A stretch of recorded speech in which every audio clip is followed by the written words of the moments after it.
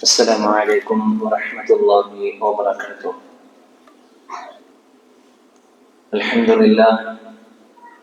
لله رب العالمين، والصلاة والسلام على رسوله الأمين وعلى آله وصحبه أجمعين. قال الله سبحانه وتعالى في كلامه القديم الفرقان الحميد: أعوذ بالله من الشيطان الرجيم، بسم الله الرحمن الرحيم. رب أوزعني أن أشكر نعمتك التي أنعمت علي وعلى والدي وأن أعمل صالحا ترضاه. صدق الله العظيم. وقال رسول الله صلى الله عليه وسلم: إنما الأعمال بالنيات وإنما لامرئ ما نوى، أو كما قال عليه الصلاة والسلام. அளவற்ற அருளாளன், நிகரிலா அன்புடையவன், எல்லாம் வல்ல இறைவனின் திருப்பெயரால் துவங்குகிறேன். அல்லாஹ்வின் அருளும் கருணையும் அகிலத்தின் அருட்கொடை அன்னலம் பெருமானார் ஸல்லல்லாஹு அலைஹி வஸல்லம் அவர்களின் மீதும், அவர்களை முறையாக பின்பற்றி வாழ்ந்த சத்திய சஹாபாக்கள், தாபிஈன்கள், தபஅ தாபிஈன்கள், ஷுஹதாக்கள், ஸாலிஹீன்கள், குறிப்பாக உலகெங்கிலும் அல்லாஹ்வின் மார்க்கத்தை மேலோங்க செய்ய வேண்டும் என்கிற உயரிய இலட்சியத்தோடு இன்னுயிர்களை அர்ப்பணித்துக் கொண்டிருக்கிற ஷுஹதாக்கள், சிறையில் வாழக்கூடிய சகோதரர்கள், இங்கே ஜும்ஆவினுடைய அமலுக்காக வந்து கூடியிருக்கிற நம் எல்லோரின் மீதும் ஏக இறைவன் அல்லாஹ்வின் வற்றாத கருணையும் அருளும் என்றென்றும் பொழியட்டுமாக என்ற பிரார்த்தனையோடு துவங்குகிறேன். கண்ணியத்திற்குரிய அல்லாஹ்வின் நல்லடியார்களே, இன்று முழு உலகையும் கண்ணீர் வடிக்க செய்கின்ற ஒரு நிலையாக காசாவினுடைய காட்சிகள் அமைந்து கொண்டிருக்கிறது. பச்சிளம் குழந்தைகள் பசியினால் உணவிற்காக வேண்டியும், தாகத்தினால் தண்ணீருக்காக வேண்டியும் பரிதவித்துக் கொண்டிருக்கின்ற அந்த காட்சிகள் உலக மக்களுடைய மனங்களை ரணமாக்கி கொண்டிருக்கிற ஒரு சூழலை பார்க்கிறோம். உலகத்தினுடைய பல்வேறு பாகங்களிலிருந்தும் அந்த குழந்தைகளுக்காக, அந்த மக்களுக்காக குரல்கள் எழுப்பப்பட்டு கொண்டிருக்கிறது. உதவிக்கரங்கள் எப்படியாவது நீட்ட வேண்டும் என்று பல்வேறு முயற்சிகளும் நடைபெறுகின்ற சூழல்களை நாம் பார்க்க முடிகிறது. மிக மோசமானது ஒரு நிலையை, போரை கடந்து தொடர்ச்சியாக போரும் இஸ்ரேலுடைய அந்த காட்டு மிராண்டித்தனங்களும் தொடர்ந்து கொண்டிருக்கிற சூழல்கள் ஒரு புறம் இருக்க, மற்றொரு புறத்திலே போரினால் ஏற்பட்ட இழப்புகள் மிக மோசமான நிலையை நோக்கி அந்த மக்களை தள்ளிக் கொண்டிருக்கிறது. ஒரு பெண் இப்படி சொல்லுகிறார்: தன்னுடைய குழந்தை பிறந்து 7 மாதங்கள் ஆகிறது. அந்த குழந்தைக்கு ஒரு இதய அறுவை சிகிச்சை நடைபெற்றிருக்கிறது. இப்படிப்பட்ட நிலையில் தற்போதைய இந்த சூழல், உணவில்லாத, மருத்துவம் இல்லாத, தண்ணீர் இல்லாத இந்த சூழல் என்பது என்னுடைய குழந்தையை நான் இழந்து விடுவேன் என்கிற ஒரு நிலையை நோக்கி தள்ளிக் கொண்டிருக்கிறது என்று அந்த குழந்தையினுடைய தாய் சொல்லக்கூடிய செய்தியை நாம் பார்க்கிறோம். நிஹாயா என்று சொல்லக்கூடிய ஒரு பெண் தன்னுடைய மகனை குறித்து இப்படி சொல்கிறார்: என்னுடைய மகனுக்கு பிறந்து 1 வருடமே ஆகிறது. கடுமையான ஆஸ்துமாவினால் என்னுடைய மகன் அவதிப்பட்டு கொண்டிருக்கிற சூழல் இருக்கிறது. இந்த மகனுடைய சிகிச்சைக்காக பயணம் செய்து ஜோர்டானுடைய பகுதியில் இருக்கக்கூடிய மருத்துவமனையில் சிகிச்சை நடைபெற்று வந்தது. ஆனால் ஒரு குறிப்பிட்ட நாட்களுக்கு பின்னால் அந்த சிகிச்சையை தொடர முடியாமல் அந்த மருத்துவமனையில் இருந்து நாங்கள் திரும்ப அனுப்பப்பட்டோம்.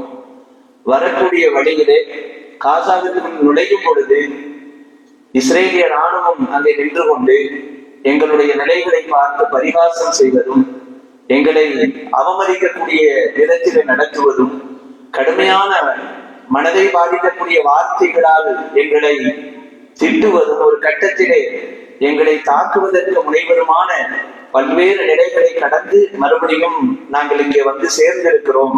ஆனால் இங்கே வருவதற்கான விருப்பம் இல்லை. காரணம், என்னுடைய மகனுடைய அந்த சிகிச்சை தொடர வேண்டும் என்பதுதான் என்னுடைய நிலையாக இருந்தது, எங்களுடைய நிலையாக இருந்தது என்று அந்த ஒரு வயது சிறுவனுடைய தாய் சொல்லக்கூடிய அந்த செய்திகளை எல்லாம் நாம் பார்க்கிறோம். அன்பானவர்களே, காசாவினுடைய தற்போதைய நிலை என்பது சுகாதாரத்துறையினுடைய அறிக்கையின்படி குழந்தைகள் மருந்தில்லாமல், உணவில்லாமல், தண்ணீர் இல்லாமல் உயிருக்கு ஆபத்தான நிலையில்தான் காசாவினுடைய குழந்தைகள் பெரும்பாலும் இருக்கிறார்கள். நிறைய மருத்துவ உதவிகள் தேவைப்படுகிறது என்கிறார்கள். தண்ணீருடைய நிலையை பொறுத்தளவில் தினந்தோறும் வரக்கூடிய அந்த தண்ணீருடைய லாரி, அதனை ஓட்டி வரக்கூடிய இப்ராஹிம் என்று சொல்லக்கூடிய சகோதரர் பிபிசிக்கு ஒரு தகவலை கொடுக்கிறார். தினந்தோறும் நான் வரும் பொழுது அந்த மக்கள் முண்டியடித்துக் கொண்டு வருவார்கள், தண்ணீரை எடுப்பதற்காக, தண்ணீரை பிடித்துக் கொள்வதற்காக. பலரும் பல இடங்களிலிருந்து வருகிறார்கள். பலரும் பல கிலோமீட்டர்கள் நடந்து வந்து இந்த தினந்தோறும் வரக்கூடிய இந்த லாரியினுடைய தண்ணீரை பிடிப்பதற்காக வேண்டி வருகிறார்கள். பலருக்கும் தண்ணீர் கிடைக்காமல் திரும்பக்கூடிய நிலைகள் எல்லாம் உண்டு என்று சொல்கிறார்கள். ஏறத்தாழ 10 லட்சம் மக்களுடைய தண்ணீருடைய நிலை போருக்கு முன்னால் சராசரியா ஒரு நாளைக்கு 16 லிட்டர்கள் செலவாகியது என்கிற அந்த நிலை இப்பொழுது 6 லிட்டராக குறைந்திருக்கிறது என்று அறிக்கைகள் கூறுகின்றன. தண்ணீர் மற்றும் சுகாதார மையங்கள், தண்ணீருடைய மையங்கள், இவைகள் எல்லாம் ஏறத்தாழ 85% அழிக்கப்பட்டு விட்டன. காசாவினுடைய பகுதியில் தண்ணீருக்கான முகாம்களோ, தண்ணீருடைய அந்த தேக்கி வைக்கக்கூடிய இடங்களோ அல்லது மருத்துவ மையங்களோ ஏறத்தாழ 85% அழிக்கப்பட்டு விட்டன என்று பலஸ்தீன் அதிகாரிகள் கூறக்கூடிய நிலைதான் தற்போதைய காசாவினுடைய நிலையாக இருக்கிறது. உணவுகள் இல்லை, மருந்துகள் இல்லை, எல்லாம் தீர்ந்து போய்விட்டது. சந்தைகள் எல்லாம் மூடப்பட்டு இருக்கிறது, பேக்கரிகள் எல்லாம் மூடப்பட்டு இருக்கிறது என்கிற மிக மோசமான நிலையை நோக்கி இன்றைய காசாவினுடைய நிலை இருப்பதை நாம் பார்க்கிறோம். இந்த செய்திகளை எல்லாம் இங்கே பகிர்ந்து கொள்வதனுடைய நோக்கம், இன்றைய தினத்திலே பெரும்பாலும் எல்லா ஜும்ஆக்களிலேயும் காசாவினுடைய மக்களுக்காக வேண்டி அவர்களை குறித்து நினைவுபடுத்திக் கொள்வதும், அவர்களுக்காக பிரார்த்தனை செய்ய வேண்டும் என்பது அறிவுறுத்தலாக கொடுக்கப்பட்டிருக்கிறது. எல்லா ஜும்ஆக்களிலும் நிச்சயமாக அவர்களுக்கான பிரார்த்தனைகளும் நினைவு கூறுதல்களும் நிச்சயமாக நடைபெறும். அந்த அடிப்படையில் அங்கே இருக்கிற நிலைமைகளை இவ்வளவு தூரம் இங்கே பகிர்ந்து கொள்வதனுடைய நோக்கம், ஒரு முஸ்லிமாக, ஒரு சத்திய விசுவாசியாக, ஒரு முஃமினாக நிஅமத்துகளை அனுபவிக்கும் பொழுது அன்றாடம் அங்கே இருக்கிற நிகழ்விற்கும் இன்றைக்கு நாம் இங்கே அனுபவித்துக் கொண்டிருக்கிற அந்த நிலைகளுக்கும் நியாமத்துகளுக்கும் நிறைய வேறுபாடுகள் இருக்கிறது. நாம் நம்முடைய நியாமத்துகளை எவ்வாறு அனுபவித்துக் கொண்டிருக்கிறோம் என்று ஒரு மீளாய்வு இந்த சந்தர்ப்பத்திலே நமக்கு தேவைப்படுகிறது. அல்லாஹ் நமக்கு ஏராளமான அருட்கொடைகளை கொடுத்திருக்கிறார். நியாமத்துகளை அனுபவித்துக் கொண்டிருக்கிற அந்த சூழலில் அதனுடைய பயன்பாடு எப்படி இருக்கிறது? அல்லாஹ் கொடுத்த அந்த அருட்கொடைகளை நாம் எவ்வாறு பயன்படுத்துகிறோம்? அந்த நியாமத்துகளுடைய விஷயத்திலே நன்றி உணர்வு என்பது நம்மிடத்திலே இருக்கிறதா? அந்த நியாமத்துகளை நாம் முறையாகத்தான் பயன்படுத்தி கொண்டிருக்கிறோமா? இன்றைக்கு உலகமே அனுபவித்ததை நோக்கி சென்று கொண்டிருக்கிறது. குர்ஆன் எச்சரிக்கை செய்கிற மிக முக்கியமான ஒரு குணமாக இருப்பது அனுபவித்தல் என்பது.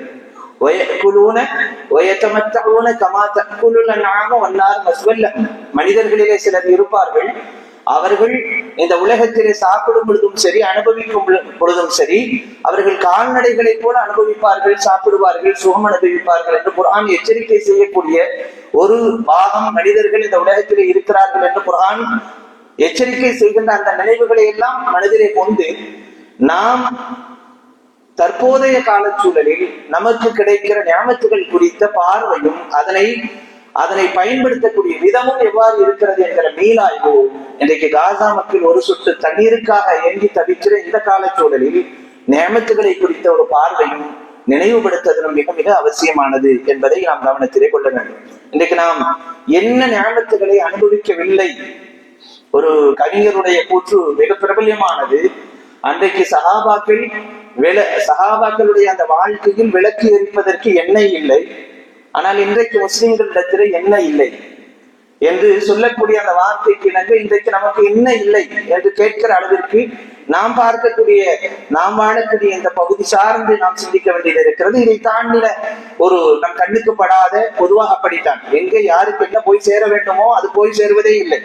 இன்றைக்கும் பல்வேறு கஷ்டங்களை அனுபவித்துக் கொண்டிருக்கிற மக்களும் நாம் வாழக்கூடிய பகுதிகளிலேயே உண்டு. ஆனால் இது கண்ணுக்கு தெரியாத ஒரு நிலையாக இருக்கிறது. ஆனால் பரவலாக பார்க்கும் பொழுது இன்றைக்கு முஸ்லிம்களுடைய சூழ்நிலை என்பது, அல்லாஹ் கொடுத்த அருட்கொடைகளை நாம் எவ்வாறு பயன்படுத்தி கொண்டிருக்கிறோம், அது குறித்த பார்வை எப்படி இருக்கிறது, நிறைய அனுபவித்துக் கொண்டிருக்கிறோம். நிறைய வாய்ப்புகளை எல்லாம் நமக்கு கொடுத்திருக்கிறார். நிறைய நியமத்துகள் நமக்கு இருக்கிறது. நியமத்துகள் என்றால் மிக ஆழமாக நியமத்துகளை குறித்து சிந்திக்கக்கூடிய மனப்பான்மை சத்திய விசுவாசிகளுக்கு இருக்க வேண்டும். அது ஒரு முஃமினுடைய பண்பாக இருக்க வேண்டும். இஸ்லாம் என்பது ஒரு அருட்கொடை. அல்லாஹ் நமக்கு ஆரோக்கியத்தை கொடுத்திருந்தால் ஆரோக்கியம் ஒரு மிகப்பெரிய அருட்கொடை. ஈமானுக்கு அடுத்தபடியான அருட்கொடையாக ஆரோக்கியம் என்றார்கள் பெருமானார் ஸல்லல்லாஹு அலைஹி வஸல்லம் அவர்கள். அதே போல அறிவு, ஒரு விஷயத்தை விளங்கிக் கொள்ளக்கூடிய தன்மை, நிம்மதியான வாழ்வு. ஏன் இங்கே மஸ்ஜிதுகளில் அமர்ந்திருக்கிறோம் என்றால், இந்த மஸ்ஜிதுகள் இல்லாத சூழல் தான் இன்றைக்கு பல இடங்களிலேயும் போர்கள் நடைபெறுகிற எல்லா இடங்களிலேயும் மஸ்ஜிதுகள் இல்லாத ஒரு சூழல் தான் இருக்கும்.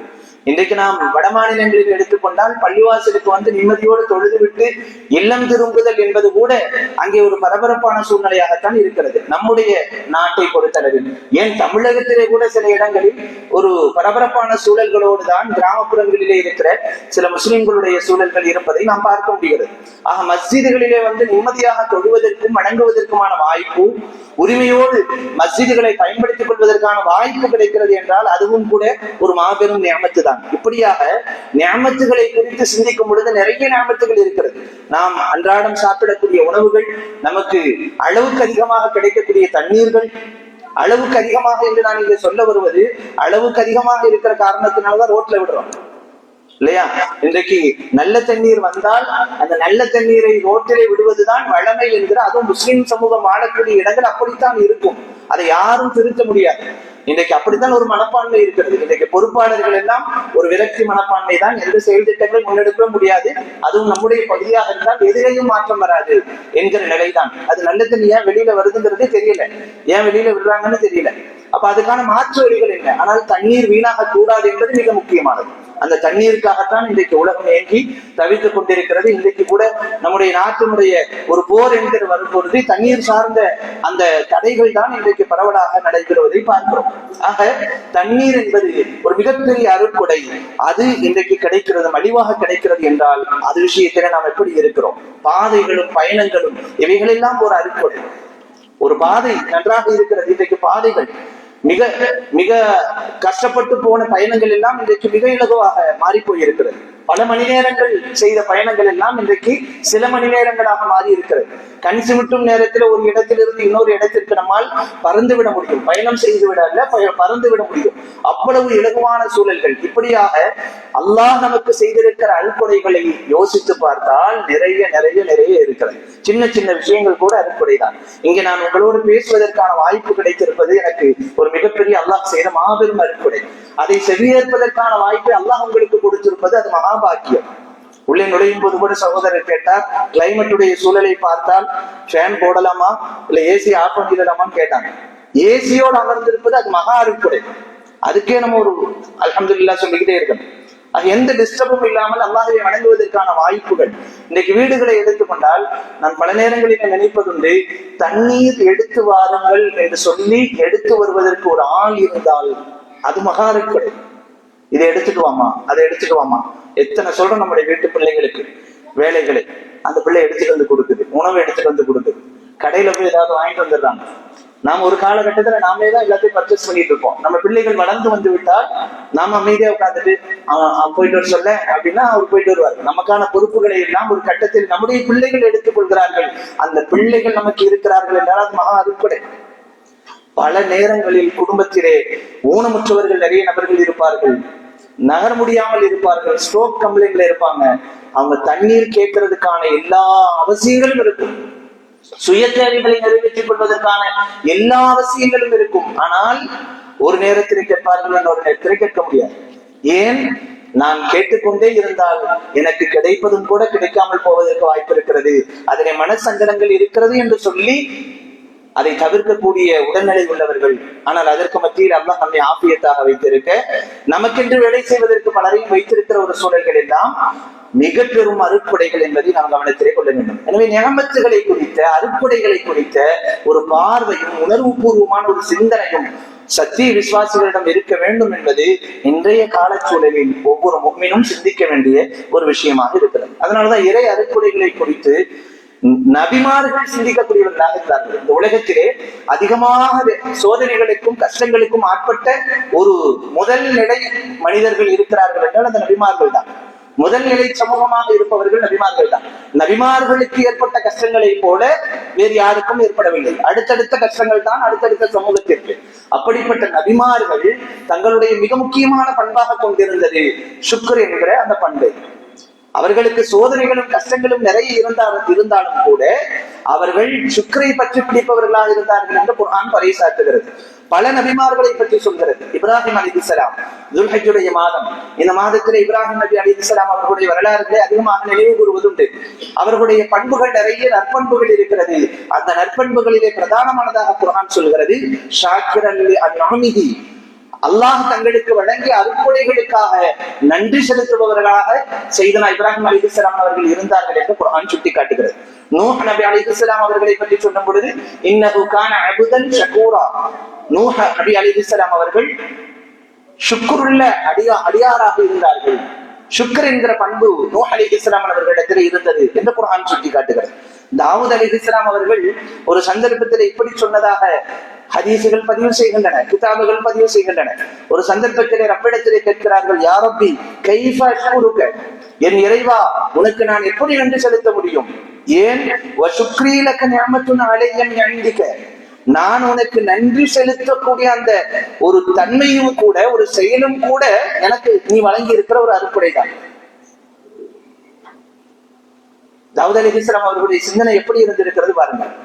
நான் உனக்கு நன்றி செலுத்த வேண்டும், அவ்வளவு நியமத்துகளை அனுபவிக்கிறேன், ஆனால் அந்த நியமத்துகளுக்கு நான் எப்படி நன்றி செலுத்த முடியும்? காரணம், உனக்கு நான் நன்றி செலுத்தக்கூடிய வாய்ப்பை நீ எனக்கு கொடுப்பது கூட ஒரு நியமத்து தான்.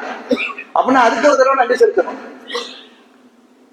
எத்தனையோ பேர் மறந்து போய் இருக்க, எத்தனையோ பேர் நன்றி மறந்தவர்களாக இருக்க, நான் நியமத்துகளுக்கு சுக்ர் செய்கிறேன் என்றால் அதுவும் ஒரு நியமத்து தான். எனவே நியமத், அந்த சுக்ர் என்கிற அந்த நிலையிலிருந்து என்னால் மாறி நிற்கவே முடியாது.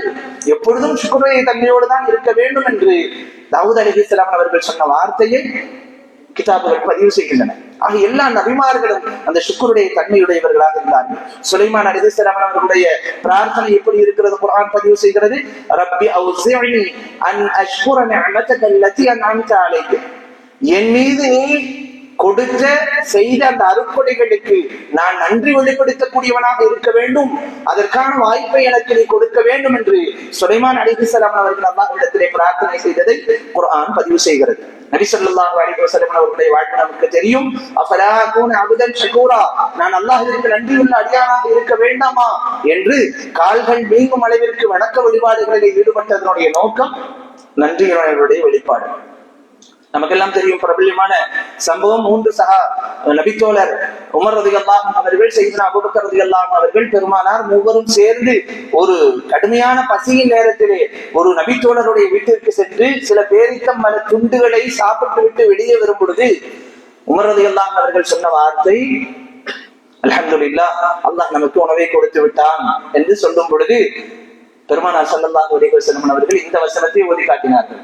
சூரத்து தகாசுருடைய கடைசி வசனம், சும்ம லதுஸ்அலுன்ன யௌமஇதின் அனின் நஈம், இந்த அருட்கொடைகளை பற்றியும் நீங்கள் நாளை மறுமையிலே விசாரிக்கப்படுவீர்கள். யோசிச்சு பார்த்தா நம்ம சாப்பிடுறதுக்கு நம்ம எப்படி யோசிக்கணும்?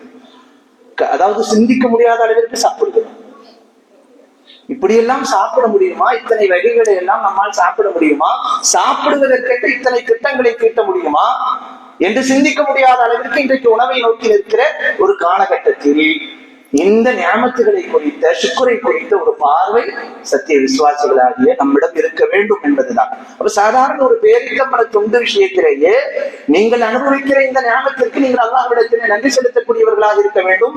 இதை குறித்து நாளை மறுமையிலே நீங்கள் விசாரிக்கப்படுவீர்கள் என்றால் உமர் ரலியல்லாஹு இப்படியே கேட்கிறார்கள், இதற்கும் அல்லாஹ்விடத்திலே விசாரணை இருக்கிறது அல்லாஹ்வின் தூதரே அவங்க கேட்டது எதற்கு? சாதாரண ஒரு பேரித்தம்பள துண்டிற்கு என்றால், இன்றைக்கு நாம் சாப்பிடுகிற உணவுகள், அல்லாஹ் கொடுக்கிற அந்த நியமத்துகள், இவைகளை குறித்த ஒரு எச்சரிக்கை உணர்வு, அச்சம் நம்முடைய உள்ளத்தில் எப்போதும் இருந்து கொண்டே இருக்க வேண்டும். எனவே அன்பிற்குரிய அல்லாஹ் நல்லடியார்களே, ஸலஃபு ஸாலிஹீன்களுடைய கருத்துக்களை நீங்கள் ஆராய்ந்து பார்த்தால், இந்த நன்றியுணர்வு விஷயத்தில், அல்லாஹ்வின் நியமத்துகளை அனுபவிக்கக்கூடிய விஷயத்தில் நம்முடைய முன்னோர்கள் ஸலஃபு ஸாலிஹீன்கள் எத்தனை உபதேசங்களை எவ்வளவு ஆழமாக சிந்தித்திருக்கிறார்கள் என்பதை நம்மால் உணர்ந்து கொள்ள முடியும்.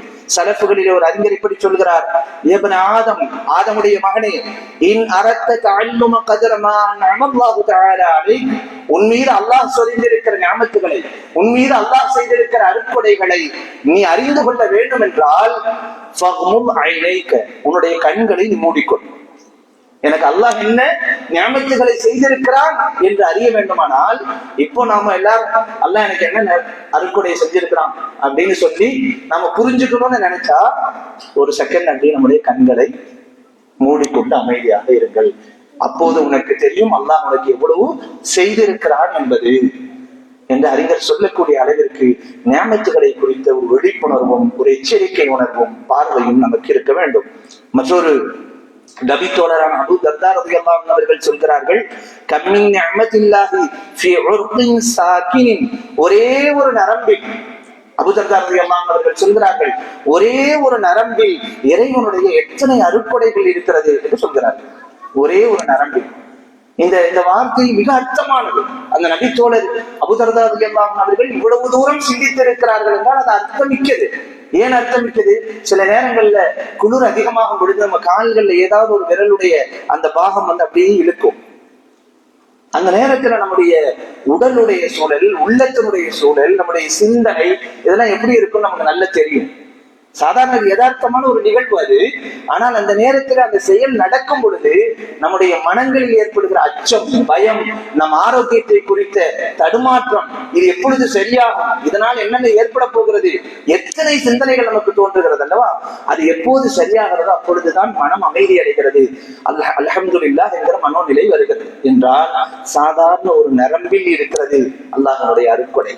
சாதாரண ஒரு நரம்பு நமக்கு உணர்த்துகிறது அல்லாஹ் உனக்கு பேரருட்கொடை செய்திருக்கிறான், பேரருட்கொடையை நீ அனுபவித்துக் கொண்டிருக்கிறாய் என்கிற உணர்வை.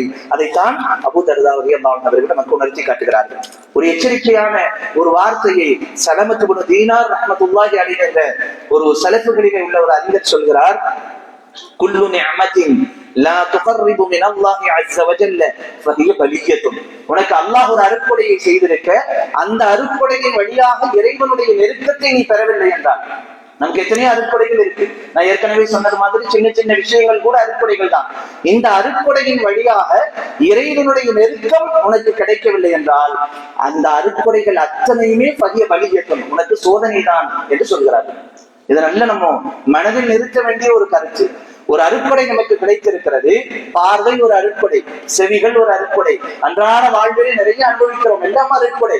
இந்த அருட்கொடை அல்லாஹ்வின் அளவிலே நம்மை நெருக்கி வைக்காவிட்டால் அந்த எல்லா அருட்கொடைகளும் நமக்கு சோதனைகள் தான் என்று சொல்கிறார்கள். அப்படி என்றால் நமக்கு வழங்கப்பட்டிருக்கிற அந்த அருட்கொடைகளை குறித்த ஒரு எச்சரிக்கை உணர்வு, அதன் மூலம் என்ன உணர்வுகளும் சிந்தனைகளும் செயல்பாடுகளும் விளைய வேண்டுமோ அது விளையாவிட்டால், மிக முக்கியமாக சொல்வதென்றால், இந்த அருட்கொடைகளை வைத்து நாம் அல்லாஹ்வோடு இணைப்பை ஏற்படுத்திக் கொள்ளாவிட்டால், அல்லது அல்லாஹ் என்கிற சிந்தனையை ஒவ்வொரு அருட்கொடைகளையும் கொண்டு வராவிட்டால், அது அத்தனையும் நமக்கு சோதனைகளாக மாறி போகும் என்கிற எச்சரிக்கை உணர்வோடு நாம் சிந்திக்கும் பொழுது நிச்சயமாக அந்த நியமத்துகளை குறித்து நாம் எப்படி எல்லாம் செயல்பட வேண்டும் என்பதை நாம் சிந்திக்க முன் வருகிறோம். அப்ப நியமத்துகள் என்பது ஒரு மிக முக்கியமான ஒரு விஷயம். அந்த நியமத்துகளை அனுபவிக்கிற விஷயத்தில், அனுபவித்துக் கொண்டிருக்கிற காலங்களில் கிடைத்திருக்கிற நியமத்துகள் எவ்வளவு பெரியது சின்னது என்பதையெல்லாம் கடந்து அந்த நியமத்துகளில் நம் உணர்வுகள் எப்படி இருக்க வேண்டும் என்கிற வழிகாட்டுதலை பெற்று அதற்கேற்ப நம்முடைய செயல்பாடுகளை அமைத்துக் கொள்ள வேண்டும். இந்த சுருக்கமான நேரத்தில் நியமத்துகள் விஷயத்தில் ஒரு 6 விஷயங்களை நாம் சிந்தனையிலே கொள்ள வேண்டும். 7 விஷயங்களை. அதிலே முதலாவது, எப்போதும் எந்த ஒரு நியமத்திற்கும் நாம் நன்றி செலுத்தக்கூடியவர்களாக இருக்க வேண்டும். அது ரொம்ப முக்கியமானது. நன்றி செலுத்துகிறோமா என்கிற பரிசோதனை திரும்ப திரும்ப வேண்டும். எல்லாம் அல்லாஹ் கொடுத்தது. அதுல மிக முக்கியமாக அதனால்தான் எந்த ஒரு நியமத்தையும் நாம் அனுபவித்ததற்கு பின்னால், குறிப்பாக அன்றாடம் நாம் அனுபவிக்கக்கூடிய அவசியமான எல்லா நியமத்துகளுக்கு பின்னால் அல்லாஹ்வை நினைவு கூறக்கூடிய அதுகார்களை ரசூலுல்லாஹி ஸல்லல்லாஹு அலைஹி வஸல்லம் அவர்கள் சொல்லிக் கொடுத்ததனுடைய நோக்கம் நன்றியுணர்வில் இருந்து நீ மாறி இருக்கவே கூடாது என்பதுதான். உணவுண்டால் அல்ஹம்துலில்லாஹி அல்லதி அத்அமனா வஸகானா வஜஅலனா மினல் முஸ்லிமீன், எங்களுக்கு உணவளித்து தண்ணீர் பருகச் செய்து எங்களை முஸ்லிமாக்கி அல்லாஹ்விற்கே எல்லா புகழ். இங்கே உணவு கொடுத்தது அல்லாஹ், அங்கே ஷுக்ர் வேண்டும். உடுத்தினால் அல்ஹம்துலில்லாஹி அல்லதி கஸானி ஹாதா ஸௌப வரஸகனி மின் கைரி ஹவ்லின் மின்னி வலா குவதி. இவ்வளவு அழகான ஆடை, இவ்வளவு மிடுக்கான ஆடை, எல்லோரும் பார்த்து புகழக்கூடிய வகையில், எல்லோரும் பார்த்து சந்தோஷப்படக்கூடிய வகையிலான ஒரு ஆடை நான் இப்போது அணிந்திருக்கிறேன் என்றால் அல்ஹம்துலில்லாஹ், அல்லாஹ்வினால் இது நடந்தது. அல்ஹம்துலில்லாஹ். நாம் ஒரு நீரை பருகுகிறோம், சாதாரண ஒரு பானத்தை பருகுகிறோம், சாயா குடிச்சு யார் துவா ஓதுறாங்க? ஓதணும். சாயா பாலுடைய அந்தஸ்துன்னு வச்சுக்கோங்க. பால் குடிக்கிறதுல பெரும்பாலும் சாயா குடிக்கும். பால் குடித்தால் உள்ள துஆவை பெருமானார் ஸல்லல்லாஹு அலைஹி வஸல்லம் அவர்கள் சுட்டி காட்டுகிறார்கள். அல்லாஹும்ம பாரிக் லனா ஃபீஹி வ ஸித்னா கைரம் மின்ஹு. தண்ணீர் அருந்தினால், தண்ணீர்லாம் நம்ம குடிக்கிறோம், நிறைய நேரங்கள்ல குடிக்கிறோம். அல்ஹம்துலில்லாஹ் அந்த வார்த்தைகள் பல நேரங்களில் மறந்து போகிறது. பெருமானார் கற்றுக் கொடுத்த அந்த பிரார்த்தனையை செய்தால் மேலும் சிறப்பு. அல்ஹம்துலில்லாஹ் என்பதை கடந்து தண்ணீர் அருந்தினால் உள்ள அந்த பிரார்த்தனையினுடைய அர்த்தங்கள் என்பது அல்லாஹ்வுடைய அருட்கொடைகளை நினைவுபடுத்தக்கூடிய வார்த்தைகள். அல்ஹம்துலில்லாஹ் அல்லதி ஸகானி அஜ்பன் ஃபுராதன் பிரஹ்மதிஹி வலம் யஜஅல்ஹு மில்ஹன் உஜாஜம் பிதுனூபினா. இறைவா, நீ எங்களுக்கு கொடுத்த அந்த தண்ணீர் மதுரமானது, சுவையானது, சிறுவாணி தண்ணீர், அது ஆகச்சிறந்த ஒரு தண்ணீரை நான் அருந்தி இருக்கிறேன். நல்ல சுவையான தண்ணீரை நான் குடித்ததற்காக அல்ஹம்துலில்லாஹ். இந்த தண்ணீரை உப்பு கரிக்கக்கூடிய தண்ணீராக, சுவையற்ற தண்ணீராக எங்கள் பாவங்களினால் நீ ஆக்காமல் இருந்ததற்கு உனக்கு நன்றி. உண்மையில் நம்முடைய பாவங்களை வைத்து அல்லாஹ் நமக்கு தண்ணீர் கொடுப்பதாக இருந்தால் எல்லா தண்ணீரும் கசப்பானதுதான். அதுதான் இந்த சொற்களுடைய, இந்த துஆவுடைய வாசகங்களாக எம்பெருமானார் ஸல்லல்லாஹு அலைஹி வஸல்லம் அவர்கள் நமக்கு கற்பித்து கொடுக்கிறார்கள். எனவே நன்றி உணர்வு எல்லா விஷயத்திலேயும் இருக்க வேண்டும். பயணத்தில் ஏறினால் இறங்கினால், ஏறினாலும் பயணத்திலே அல்ஹம்துலில்லாஹ் துஆ ஓதுவது, இறங்கினாலும் இறங்கியவுடன் அல்ஹம்துலில்லாஹ் அல்லதி அல்லாஹும்ம அன்ஸில்னி முன்ஸலம் முபாரகம் வ அன்த கைருல் முன்ஸிலின். எல்லா நிலைகளிலும் அல்லாஹ்வை நினைவு கூறுதல் என்பதுதான் ஒரு சத்திய விசுவாசியினுடைய நிலையாக இருக்க வேண்டும். அதிலே ஷுக்ருடைய தன்மை இருக்க வேண்டும் என்பது முதலாவது. இரண்டாவது, நியாமத்துகளை அனுபவிக்கிற விஷயத்தில் பெருமைகள் என்பது கூடாது. பொதுவா நியாமத்துகள் அதிகமாயிருச்சுன்னா நடை, உடை, பாவனை, பேச்சு எல்லாத்திலுமே ஒரு மாற்றம் வரும், ஒரு மிடுக்கு வந்துவிடும். நம்முடையது என்று அதிகமாகும் பொழுது மனிதனுடைய இயல்புகள் மாறி போகும். அந்த நிலை வரக்கூடாது. நியாமத்துகளை அனுபவிக்கிற விஷயத்தில் ஒரு ஒரு பணிவான நிலையே இருக்க வேண்டும். இது அல்லாஹ் எனக்கு செய்தால் நான் செய்கிறேன். ஒரு சந்தர்ப்பத்திலே பிலால் ரலியல்லாஹு அவர்களை பார்த்து இப்னு சௌதா என்று அழைத்ததற்கு பெருமானார் ஸல்லல்லாஹு அலைஹி வஸல்லம் அவர்கள், இப்னு சௌதா என்றால் கருப்பு தாயின் மகனே என்று பொருள், கருப்பினத்தை சார்ந்தவரே என்று பொருள். அப்படி அழைத்ததற்காக அந்த நபித்தோழரை அழைத்து பெருமானார் ஸல்லல்லாஹு அலைஹி வஸல்லம் அவர்கள் கேட்ட வார்த்தை, அன்த ஃபீ அய்யாமில் ஜாஹிலிய்யா, நீங்கள் இன்னும் அறியாமை காலத்திலேயே இருக்கிறீரா என்ற கேள்வியை எழுப்பி கடும் கோபத்தை வெளிப்படுத்தினார்கள் என்பதை பார்க்கிறோம். எனவே நிறத்தை வைத்தோ, நடை உடை பாவனைகளை வைத்தோ, செல்வங்களை வைத்தோ, நாம் சாப்பிடக்கூடிய உணவுகளை வைத்தோ, நம்முடைய தரங்களை வைத்தோ அடுத்தவர்களை தாழ்வாக பார்க்கிற மனோநிலையோ, பெருமை கொள்கிற மனோநிலையோ ஒருபோதும் நியாமத்துகளை அனுபவிக்கும் விஷயத்திலே இருக்கக்கூடாது என்பது இஸ்லாத்தினுடைய வழிகாட்டுதல். இப்லீஸ் லஅனத்துல்லாஹி அலைஹியாக மாறி போனதற்கு என்ன காரணம்? என்னிடத்தில் இருப்பது சிறப்பு, என்னை விட அவன் தாழ்ந்தவன் என்பதுதானே. அந்த நிலை என்பது அல்லாஹ்வுடைய லஅனத்தை நம்மிடத்திலே கொண்டு வந்து சேர்க்கும். எனவே நிஅமத்துகள் விஷயத்திலே பணிவு இருக்க வேண்டும். அல்லாஹ் எனக்கு வழங்கியது என்ற உணர்வு இருக்க வேண்டும். பெருமை என்பது இருக்கக்கூடாது. மூன்றாவதாக, நிஅமத்துகளை உதாசீனப்படுத்தக்கூடிய தன்மை ஒருபோதும் இருக்கக்கூடாது. ஒரு சந்தர்ப்பத்திலே ஒரு நபித்தோழர் இடது கையால் சாப்பிட்டுக் கொண்டிருக்கும் பொழுது நபி ஸல்லல்லாஹு அலைஹி வஸல்லம் அவர்களின் மூலமாக நினைவூட்டப்படுகிறது, நீங்கள் இடது கையால் சாப்பிடுகிறீர்கள். நினைவுபடுத்துகிறார்கள் உடனிருந்த தோழர்கள், ஓ இடது கையால் சாப்பிடக்கூடாதா? ஆனால் என்னால் இடது கையால் தான் சாப்பிட முடியும், வலது கையால் சாப்பிட முடியாது என்ற வார்த்தையை யதார்த்தமாக சொல்லிவிடுகிறார். ஆனால் உண்மையில் அவரால் வலது கையால் உணவு அருந்த முடியும். பின்னால் அவருடைய வரலாறு இப்படி பதிவு செய்யப்படுகிறது. அதற்கு பின்னால் அவருடைய வழக்கரத்தால் அவரால் உணவு உண்ணவே முடியாத ஒரு நிலை இருந்தது என்று சொல்லப்படுகிற அளவிற்கு சூழ்நிலைகள் இருந்தது. அப்ப இன்றைக்கு நமக்கு கிடைக்கிற ஞாபகத்துகள் விஷயத்திலே நாம் உதாசீனப்படுத்துவதோ, ஞாபகத்துகளை சரியான விதத்திலே பயன்படுத்தாமல் அதை சாதாரணமாக அற்பமாக கருதுவதோ என்பது மிக மோசமான ஒரு பண்பு. ஸஅலபா ரலியல்லாஹு அவர்கள் ஒரு நபி தோழர் என்கிற நிலையில் அவர்களிடத்திலே ஜகாத்தினுடைய அந்த விசை வசூல் செய்யப்படும் பொழுது இது ஜிஸ்யா வரியை போலல்லவா இருக்கிறது என்று சொன்ன வார்த்தை எவ்வளவு பெரிய இழப்பை அவர்களுடைய வாழ்க்கையிலே ஏற்படுத்தி தந்தது. 3 ஹலீஃபாக்களை கடந்தும் கூட அவர்களுடைய ஜகாத்தினுடைய பணத்தை பெற்றுக் கொள்வதற்கு யாருமே முன்வராத சூழல்கள் உருவானது என்பதை வரலாறு நமக்கு நினைவுபடுத்துகிறது. எனவே அல்லாஹ் வழங்கி இருக்கிற அந்த அருட்கொடைகளை சாதாரணமாக கருதுதல், அதை பெருமையாக கருதுதல் என்பதெல்லாம் நம் நியாமத்துகளினுடைய விஷயத்திலே எச்சரிக்கையாக இருக்க வேண்டிய விஷயங்களாக இருக்கிறது. அதே போல நியாமத்துகளை தவறான வழிகளிலே பயன்படுத்தாமல் நாம் பாதுகாக்க வேண்டும். அல்லாஹ் நமக்கு நிறைய அருட்கொடைகளை கொடுத்திருக்கிறான். அதெல்லாம் கரெக்டான ரூட்ல வந்துச்சுனாலே வேற, அது நம்ம எங்கேயோ கொண்டு போய் நிறுத்தும். ஆனால் அதனை முறையாக பயன்படுத்தாததனுடைய விளைவாக நம்முடைய சக்திகளை, நம்முடைய அறிவை, நம்முடைய ஆற்றலை, அல்லாஹ் நமக்கு வழங்கி இருக்கிற சந்தர்ப்பங்களை, நேரங்களை, எல்லாம் ஞாபகங்கள், அவற்றையெல்லாம் நாம் எதை நோக்கி செலுத்திக் கொண்டிருக்கிறோம்? நல்லவைகளை நோக்கியா என்கிற ஒரு சிந்தனை நமக்கு இருக்க வேண்டும். பல்லாமியோட பாகூரா என்று சொல்லக்கூடிய ஒரு மிகப்பெரிய அடியாராக வலம் வந்தவர். வரலாற்றிலே பனு இஸ்ரவேலர்களுடைய காலத்திலே மூசா அலைஹிஸ்ஸலாம் அவர்களுடைய அந்த காலகட்டத்தில் அவர் பிரார்த்தனை செய்தால் உடனேயே அல்லாஹ்விடத்தில் அங்கீகாரம் கிடைக்கும் என்கிற அளவிற்கு அவருடைய துஆ அங்கீகரிக்கப்படும். முஸ்தஜாபுத் துஆ, பிரார்த்தனை அங்கீகரிக்கப்படக்கூடிய தனிச்சிறப்பு பெற்றவர் என்ற அந்தஸ்தை பெற்ற பல்லாமியோட பாகூரா ஒரு சந்தர்ப்பத்தில் மூசா அலைஹிஸ்ஸலாம் அவர்களுடைய அந்த செயல்பாட்டிற்கு எதிராக, மூசா அலைஹிஸ்ஸலாம் அவர்களுக்கு எதிராகவே பிரார்த்தனை செய்வதற்கு முன் வந்த பொழுது அல்லாஹு தஆலா அவருடைய நாவை மிக மோசமானதாக ஆக்கினான். அவருடைய உதாரணம் ஒரு நாய்க்கு ஒப்பானது என்று குர்ஆனில் அல்லாஹ் சொல்கிற அளவிற்கு அவருடைய நிலையை மாற்றி காட்டினான். அப்ப அல்லாஹ் கொடுத்த ஒரு நியாமத் என்பது பிரார்த்தனை செய்தால் அங்கீகாரம் கிடைக்கும் என்ற ஒரு அந்தஸ்தை பெற்ற ஒரு நபர் வரலாற்றில் ஒரு மிக மோசமான நிலைக்கு தள்ளப்பட்டார் என்றால் தவறான வழியில் தன் அருட்கொடையை பயன்படுத்தினார் என்பதுதான். எனவே நமக்கு வழங்கப்பட்டிருக்கிற நியாமத்துகளை சரியாக பயன்படுத்த வேண்டும். எப்போது அது பிடுங்கப்படும், எப்போது நம் கைகளை விட்டும் போய்விடும் என்பதெல்லாம் நமக்கு தெரியாது. எனவே நியாமத்துகளை முறையாக சரியான வழிகளிலே பயன்படுத்துவதற்கு நாம் முன்வர வேண்டும். 5வது, எல்லாம் அல்லாஹ்வால் தான் என்கிற எண்ணம் நம்மிடத்தில் இருக்க வேண்டும். நம்முடைய முயற்சியை கொண்டு இந்த உலகத்தில் எதுவும் கிடையாது. எனக்கு வழங்கி இருக்கிற கோடிகளாக இருந்தாலும், லட்சங்களாக இருந்தாலும், சில நூறுகளாக இருந்தாலும், சாதாரண சில்லறைகளாக இருந்தாலும் எல்லாம் அல்லாஹ் என்ற ஏற்பாட்டில் உள்ளது என்கிற எண்ணத்தோடு ஒவ்வொரு விஷயத்தையும் அணுகக்கூடிய தன்மை உள்ளவர்களாக நாம் இருக்க வேண்டும். அது நியாமத்துகள் விஷயத்தில் மிக முக்கியமானது. ஒரு உதாரணம் சொல்வதானால், ஒரு பணியாளர் ஒரு எஜமானரிடத்தில் வேலை செய்யும் பொழுது அந்த எஜமானர் அந்த பணியாளருடைய சிறப்பான செயல்பாடுகளை பார்த்து சம்பள உயர்வை கொடுக்கிறார். அப்ப அந்த பணியாளர் இடத்துல எந்த ரியாக்ஷனுமே இல்லை. கொஞ்ச நாள் அவர் சம்பள உயர்வை ஏற்படுத்தி கொடுத்த உடனேயே தொடர்ச்சியாக ஒரு 4 நாட்கள் யதார்த்தமாக நிர்பந்தமாக விடுமுறை எடுக்க வேண்டிய சூழ்நிலை அந்த பணியாளருக்கு ஏற்பட்டது. இந்த நிலையை பார்த்து விட்டு ஏத்தனை சம்பளத்தை டக்குனு என்ன செஞ்சுட்டாரு, குறைச்சிட்டார். அப்போதும் அவருக்கு எந்த ரியாக்ஷனும் கிடையாது.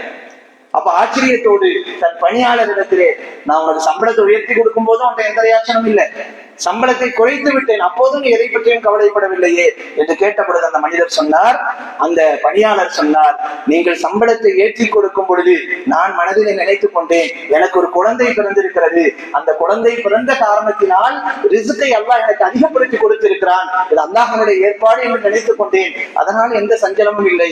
எனக்கு நீங்கள் சம்பளத்தை குறைத்த பொழுது என் தாயார் இறந்து விட்ட ஒரு சூழ்நிலை இருந்தது, தாயார் என்னை விட்டும் தவறிவிட்ட காரணத்தினால் எனக்கு கிடைத்துக் கொண்டிருந்த ரிஸ்க் கொஞ்சம் குறைஞ்சிருச்சு போல அப்படின்னு நான் நினைச்சுக்கிட்டேன். எல்லாம் அவனுடைய ஏற்பாடு, நான் எதற்கு சஞ்சலப்பட வேண்டும், அவனுடைய ஏற்பாட்டை நான் முழுமையாக புரிந்து கொண்டேன் என்று சொல்லக்கூடிய ஒரு நிலையை நாம் பார்க்கிறோம். இந்த உதாரணத்திற்கு ஏற்ப எல்லாம் அல்லாஹ்வுடைய ஏற்பாட்டிலே உள்ளது, அல்லாஹ்வினால் தான் நடக்கிறது என்கிற அந்த உணர்வு நம்மிடத்திலே இருக்க வேண்டும். 6வது விஷயம், கிடைக்காதவர்களை நினைத்து பார்க்க வேண்டும். அதைத்தான் நாம் இப்போது காசாவினுடைய மக்களை நினைவு கூர்ந்ததனுடைய நோக்கம். நம்மால் முடிந்தது, உண்மையில் நம்முடைய இந்திய மக்கள் துடித்துக் கொண்டிருக்கிற ஒரு சூழல் இருக்கிறது. நாம் ஏதாவது உதவி செய்துவிட முடியாதா? அப்படி உதவி செய்ய முடியும் என்ற ஒரு சூழல் மட்டும் இருந்திருந்தால் அள்ளி கொடுத்திருப்போம். அதற்கான ஒரு மனோநிலையில் தான் நாம் இருந்து கொண்டிருக்கிறோம். அவ்வளவு தூரம் நம்முடைய சகோதரர்களும் பச்சிலம் குழந்தைகளும் படக்கூடிய பாடுகளை நாம் கண்கூடாக பார்த்து கொண்டிருக்கிறோம். ஆனால் இந்த நேரத்திலே குறைந்தபட்சம் நம்மால் பிரார்த்தனைகள் தான் செய்ய முடியும் என்கிற ஒரு நிலையில் நம்முடைய இந்தியாவினுடைய சூழல், தற்போதைய காசா பலஸ்தீனை பொறுத்தளவிலே உண்டான சூழல்கள் இருக்கிற அந்த சூழலில் நாம் அத்தனை பேரும் அவர்களுக்காக வேண்டி பிரார்த்திக்க கடமைப்பட்டிருக்கிறோம். நம்முடைய தனிப்பட்ட துஆக்களிலும் சரி, நம்முடைய பொது துஆக்களிலும் சரி, பலஸ்தீன மக்களை நினைவு கூறுதல் என்பது எப்போதுமான ஒரு கடமையாக இருக்கிறது என்பதை நாம் நினைவிலே கொள்ள வேண்டும். எனவே கிடைக்காதவர்கள், கஷ்டப்படுபவர்களை எப்போதும் நினைத்து பார்த்தல் என்பது நியாமத்துகள் சார்ந்த மிக முக்கியமான ஒரு விஷயம். ஏழாவது விஷயமாக நியாமத்துகளுக்காக அல்லாஹ்விடத்திலே பிரார்த்தனை செய்ய வேண்டும். ஒன்று, நியாமத்துகள் தேவை நிலைத்திருக்கவும் பிரார்த்திக்க வேண்டும். அது நம்மிடத்திலிருந்து பிடுங்கப்படாமல் இருப்பதற்கும் பிரார்த்திக்க வேண்டும்.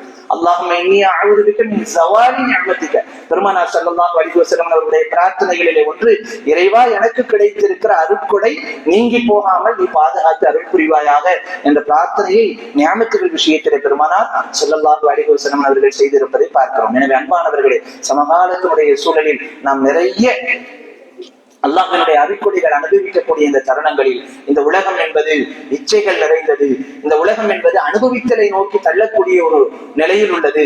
அதுவும் சமகாலத்தினுடைய எல்லா செயல்பாடுகளும் என்டர்டெயின்மெண்ட், அதை அனுபவித்தல் என்கிற நிலையை நோக்கி கொண்டு செல்லக்கூடிய ஒரு காலகட்டத்தில் திருமணத்திலிருந்து தொடங்கி அத்தனை அமல்களாக நடைபெற வேண்டிய அத்தனையும் இன்றைக்கு அனுபவித்தலாக மாறி போயிருக்கிற ஒரு காலகட்டத்தில் நாம் அல்லாஹ்வை குறித்தும் அல்லாஹ்வுடைய நியமத்துகளை குறித்தும் ஒரு விழிப்புணர்வும் எச்சரிக்கை உணர்வும் அச்சமும் நம்மிடத்தில் இருந்து கொண்டே இருக்க வேண்டும். அது சத்திய விசுவாசிகளுடைய மிக முக்கியமான பண்பு என்பதை உணர்ந்து அதற்கேற்ப நம்முடைய செயல்பாடுகளை அமைத்துக் கொள்ள வேண்டும். வல்லோன் அல்லாஹ் அப்படிப்பட்ட நல்லடியார்களுடைய கூட்டத்திலே நம் எல்லோரையும் ஆக்கி அருள் புரிவானாக என்ற பிரார்த்தனையோடு நிறைவு செய்கிறேன். அன்பிற்குரிய அல்லாஹ் நல்லடியார்களே, நாம் கடந்த வாரத்தில் அறிவிப்பு செய்திருந்தோம். நம்முடைய மதரசா நூருல் இஸ்லாமினுடைய மக்தபு மதரசா இன்ஷா அல்லாஹ் வரக்கூடிய திங்கட்கிழமையிலிருந்து காலை மாலை என்ற அடிப்படையில் துவங்க இருக்கிறது. அதற்கான அட்மிஷன்கள் நடைபெற்றுக் கொண்டிருக்கிறது. பலரும் வந்து அட்மிஷன் போட்டுக் கொண்டிருக்கிறார்கள்.